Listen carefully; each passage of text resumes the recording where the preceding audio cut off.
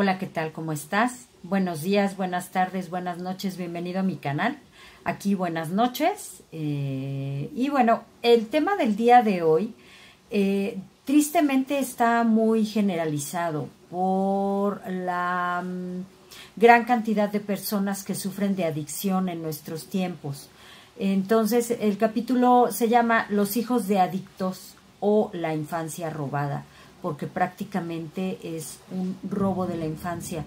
En teoría, la infancia debería de estar llena de amor, aceptación, contención. El niño tendría que estar en este narcisismo saludable, en el cual los padres lo miran, lo escuchan, lo atienden. Es cuando sí se vale, ¿no? Es cuando el narcisismo, que todos tenemos un narcisismo, cuando el narcisismo se vale, ¿no? Se vale querer ser el centro de atención y demás para una infancia saludable.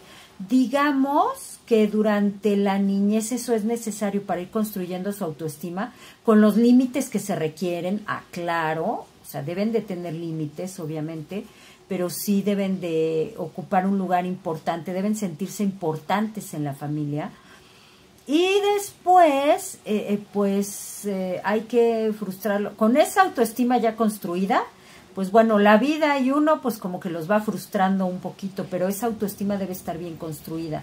Entonces, este amor, esta atención que los niños requieren durante la niñez, pues no se da básicamente cuando se tiene a un padre, una madre adicta. Entonces, hice una lista, pues digamos que simple, porque es un problema bastante más complejo, pero en un intento como de simplificar un poco qué características, qué afectaciones podemos encontrar en este tipo de niños. Hice una lista de 14 afectaciones. Es importante aclarar antes de comenzar con la lista que todas estas, no quiere decir que si tienes alguna o dos de estas características, pues ya fuiste, el niño es el hijo de un adicto. Todo depende de, número uno, el temperamento del niño. Recuerden que cada persona viene con un temperamento específico. Por eso sucede que hay personas que pasan exactamente por las mismas cosas o por cosas muy similares y responden de una manera diferente, porque traen un temperamento, traen una carga genética individual. Eso no lo debemos de olvidar, nunca, ¿no? En las cuestiones de psicología operan tres factores. Número uno, el temperamento, que tiene que ver con la genética. Ah, ya salió mi mancha de que fui a votar porque pertenezco a un sindicato en la universidad en la que doy clases y me mancharon mi dedito porque fui a votar. Bueno, decía yo, número uno, temperamento, que está dado por la genética, por la estructura cognitiva, neurológica, incluso que se hereda. El ambiente, que es quiénes son los padres, en dónde, con quiénes convive, quiénes son los tíos, a qué familia pertenece, en qué colonia vive, a qué escuela asiste, etcétera. Y para que se dé un evento como por ejemplo el desarrollo de una adicción o de una crisis de ansiedad, también es importante un elemento desencadenante. Son como los tres factores. Ahora, ¿qué ponderación tiene cada uno? Ay, se vio un rayo aquí atrás de mí, está lloviendo aquí. ¿Qué ponderación tienes? Bueno, se calcula que más o menos entre un 30 y un 40% es lo genético y el resto es el medio ambiente. Para que se den una idea de lo importante que es el ambiente en la crianza de un niño o en la vida de una persona. Entonces, bueno, estas son 14 afectaciones que podemos encontrar en los hijos de un adicto. Les digo, dependiendo del temperamento, dependiendo de si es solo uno de los padres adicto o son los dos. Depende mucho también del apoyo que tengan estos niños de otros familiares como tíos, primos, abuelos, centros escolares, etcétera, ¿sí? Entonces, bueno, ¿qué afectaciones podemos encontrar en los niños? En primer lugar, en niños o adolescentes es muy común que supongan o piensen que el uso de drogas es inocua. Esto es decir, que no hace daño, que es algo normal y que es algo hasta obligado, digamos, ¿no? Hay ciertos medios, no sé en el resto de Latinoamérica o en España, pero por ejemplo, en el medio en México, de abogados, contadores y médicos, son muy usadas, ¿no? Incluso entre abogados está muy bien visto y hasta se dice que los buenos tratos terminan en las cantinas, ¿no? Entonces, no solo no está visto como un problema, sino que se anima como parte del perfil profesional, digamos, ¿no? Entonces, esto lo encontramos en hijos de familias donde se abusa de alguna sustancia, ¿no? No ven mal el hecho de que alguien falte a trabajar porque está crudo, por ejemplo, ¿no? Se les hace como, pues es normal, ya sabes, amaneció mal, ¿no? Faltó a trabajar, ¿no? Que se ponga cada semana, que se alcoholicen hasta perderse, pareciera como normal. Les comentaba, especialmente en el caso del alcohol. Y en el caso de otras drogas también como que se normaliza, vamos, ¿no? Otra afectación que encontramos, problemas a la hora de seguir rutina escolar natural, especialmente, esto no nada más en caso de personas que sufren adicción, ¿no? Esto también es cuando los padres tienen algún trastorno de la personalidad y que no son capaces de atender adecuadamente a sus hijos, tienen un comportamiento errático, tanto en el trabajo como en sus obligaciones. Por lo tanto, son padres que no dan seguimiento a tareas, que no dan importancia a los horarios y rutinas de los niños. Entonces, a los niños se les complica mucho seguir la rutina escolar porque no tienen una rutina como tal en casa, ¿no? Estos niños suelen sufrir de ansiedad por la conducta errática de sus padres. No saben cuándo los van a regañar y cuándo no. Entonces son niños que, por ejemplo, que comen compulsivamente, que se muerden las uñas, que se arrancan el cabello o que simplemente están muy inquietos, pero por ansiedad. El sentimiento de indefensión y desprotección porque se dan cuenta de la ineficiencia del padre o de la madre, o sea que su papá, su mamá no los van a proteger, entonces suele haber un sentimiento de desprotección. Lo que les comentaba al principio, para el niño es importante sentirse el centro de atención de su padre y de su madre. En las familias de adictos, el centro de atención es el adicto, no es el niño. Entonces está como descolocado el niño, está fuera de su lugar, ¿no? El centro de atención es el padre, y esto provoca algunas otras cuestiones que ahorita les comento.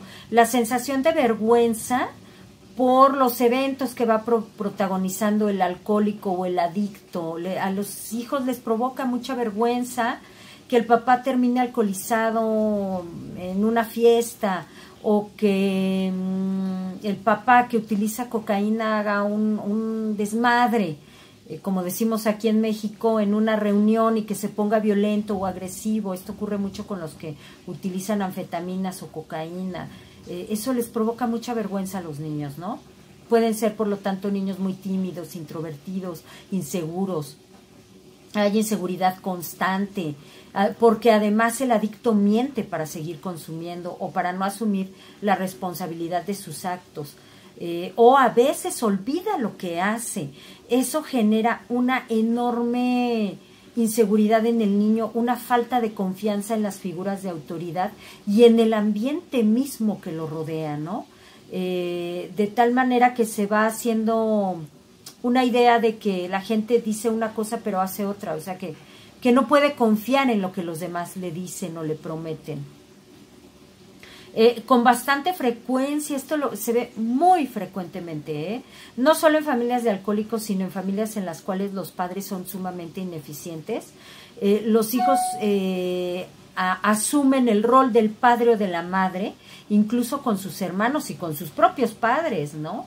Son niños que, por ejemplo, en lugar de que el papá, la mamá se levante el domingo a hacerle el desayuno, ellos se levantan y les llevan el desayuno a los papás que están con una cruda espantosa por lo que consumieron antes, ¿no? Entonces ellos van asumiendo ese rol que no les corresponde y que no es algo que ellos tendrían que vivir.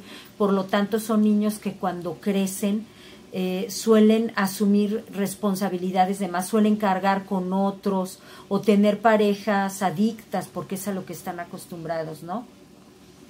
En otros casos, como les comento, dependiendo del temperamento, se hacen rebeldes por la frustración, acumulan una grandes cantidades de ira, enojo y resentimiento por lo que está ocurriendo, porque es notoriamente injusto y ellos lo viven como una injusticia. Entonces se vuelven muy rebeldes. También pueden sufrir de depresión y tanto por la depresión como por la rebeldía, pues suelen tener fracaso escolar y tristemente a veces abandonar la escuela. Es en este punto en el que los centros escolares tienen un rol súper importante como contenedores de los niños, porque estos niños a veces no tienen padres o madres eficientes, pero si encuentran a un maestro que los pueda contener, que pueda ser una figura de autoridad, que además sea amorosa y contenedora, se pueden hacer maravillas con estas criaturas. Yo aquí haría un paréntesis acerca del papel tan importante que juegan instituciones educativas, maestros, sacerdotes, pastores, monjas y otro tipo de figuras que bien pueden rescatar a estas criaturas, tíos, abuelos, primos mayores, que puedan darles un contexto mucho más saludable, digamos, ¿no? Los niños pasan entre falsas promesas y sueños rotos. Esto es una constante en la vida de estos niños. Y en ocasiones, por el abuso de las drogas, los padres llegan a abusar física, verbal, de muchas maneras de los hijos e incluso sexualmente, económicamente, ¿no? Ponen a los hijos a trabajar para que los mantengan, para que ellos puedan seguir consumiendo. Entonces, esto genera en ellos sentimientos de mucha impotencia y de mucha ira. Es potencialmente posible, si no casi seguro, que estos niños o van a tener una pareja adicta o una pareja que no va a ser pareja, sino que más bien va a ser como alguien a quien él o ella tienen que cuidar, o que ellos mismos se vuelvan adictos. Eso es el riesgo, digamos, más importante para su adultez. Y obviamente estas criaturas en la edad adulta van a tener problemas para desarrollar relaciones afectivas sanas, porque la relación con el adicto francamente es una relación de mucho abuso, porque crecen en ambientes hostiles, con relaciones ambiguas, desatendidas entre padres e hijos, en las cuales pues si se me permite decirlo así, sí lo voy a decir tal cual, la relación amorosa está sumamente pervertida. Es una relación en la que se te dice que se te ama, pero no se te atiende, no se te lleva a la escuela, no se te respeta. Entonces, el concepto del amor está sumamente pervertido y es el concepto con el que se forman, con el que crecen y con el que viven, el que vivencian. Entonces, ellos asocian amor con dolor. Pues ya se pueden imaginar, ¿no? Qué es lo que espera en sus relaciones. Y bueno, pues estas son las 4 afectaciones que hay en las relaciones de padres adictos a hijos.